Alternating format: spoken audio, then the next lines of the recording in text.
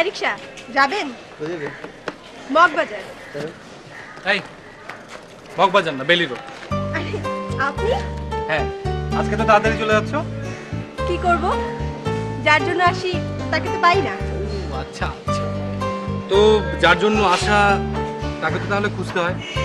কাজ করি, চলো বেলি রোডে যাই, দেখি তাকে খুঁজে পাওয়া যায়। না না, আমাকে বাসায় যেতে হবে। ও boring, boring. You know, now I am going to be a real man. চলো বেলি রোড, চলো।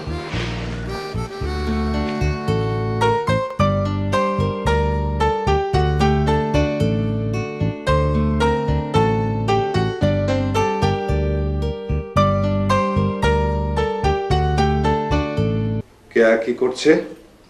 ওর ঘরে আছে। এ বয়সে ছেলে মেয়েদের একটু চোখে চোখে রাখতে হয়। আর কত চোখে চোখে রাখবো, বড় হয়েছে না।